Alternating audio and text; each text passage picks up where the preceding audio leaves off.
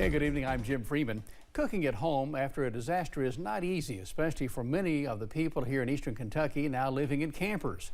Lori Adams with the Knott County Extension Office is sharing creative ways to cook during a disaster. WIMP's Olivia Calfee has more. Some people living in camper communities around eastern Kentucky are learning creative ways to cook after a disaster.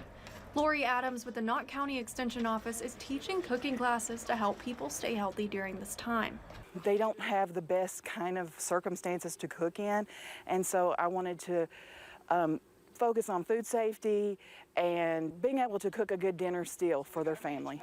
Adams hosted her first creative cooking class on Wednesday. She taught the proper way to pack a cooler, understanding some families have minimal refrigeration, and she shared a quick, healthy recipe.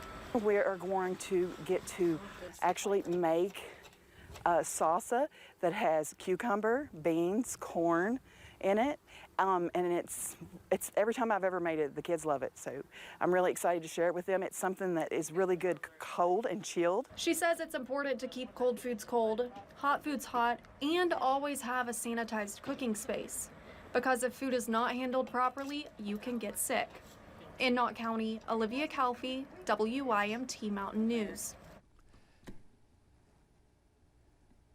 The next creative cooking in a disaster class will be held tomorrow, September 15th at Carr Fork Campground.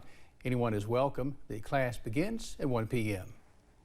One Floyd County family is hoping to see their home back together soon, spending more than 1 month only sheltered by plastic and metal. WIMP's Buddy Forbes shares the hunters' hunt for home. Cooking out here would be pretty difficult to do.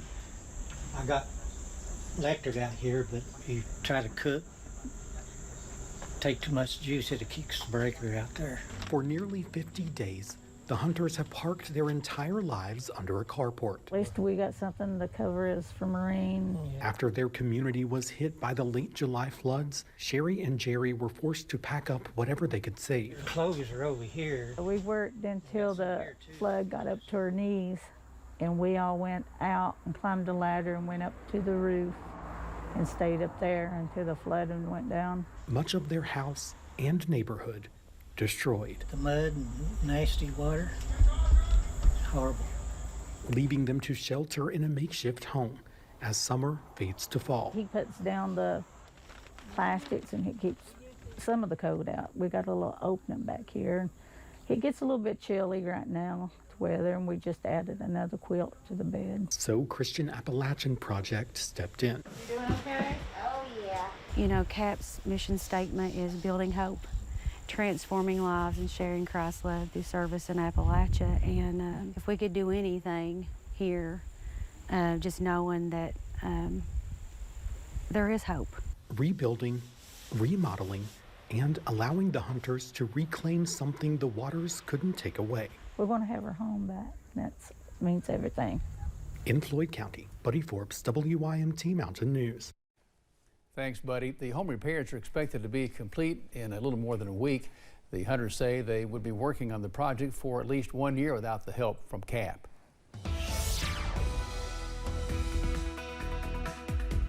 Well, more of the same from the past couple of nights, with beautiful conditions continuing throughout the mountains this evening, and that will continue overnight as well. There's the live view from our camera looking at High Knob from UVA-Y 66, the current temperature there at Lonesome Pine Airport.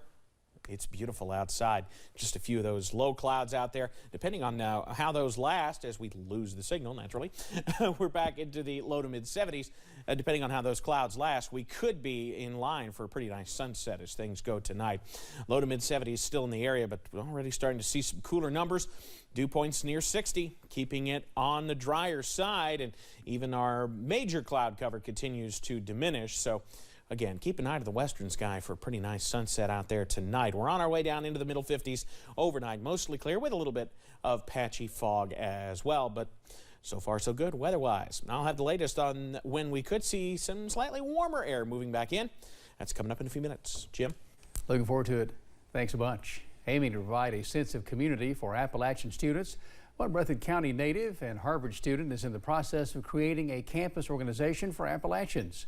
Harvard College sophomore and government major Cameron Snowden founded the Harvard College Appalachian Student Association along with 3 other Appalachian students, although they're still working to become formally recognized by the university. He says he hopes the organization can help dissolve any stigmas surrounding Appalachian people. A lot of people who aren't from the region don't get it. They either don't understand how someone could have a regional identity. So it feels great to be able to educate people and to change some people's perspectives regarding some prior conceptions they may have about Appalachian people. Snowden says he and the other members also plan to visit high schools across the region to let students know that attending Harvard can become a reality for them too. Black Gold Festival committee members and others involved in festival prep were out setting up in downtown Hazard earlier today. Black and Gold Festival Committee Chairman Terry Feltner says it's a different feeling being back this year given all the devastation that has happened across the region, but she hopes the festival can help people get their minds off of everything. Feltner says this year's fest will be bigger than those of years past, and she expects a larger turnout as well. You will see more food booths. You'll see probably 50 or more commercial and little boutique booths on Main Street. Our craft tent is full this year. It's a 150-foot tent, and it's full of all crafts, so we're very proud of that. Feltner says there will also be a big musical lineup this year to break in the new stage, including American Idol winner Noah Thompson and Kentucky Music Mafia, to name a few. I'll be out there Friday for live weather and Saturday in the parade as well. Looking forward to it. Sunny weather in the forecast as we head through midweek and beyond, though. The latest on how nice it looks coming up on the other side. Plus, do you know what to do if something happened to the Bluegrass Army Depot stockpile of chemical weapons? How today's exercise may help you and others stay safe. And did you know that Kentucky could soon be the home of an invasive insect from Asia? We'll have more on the species coming up.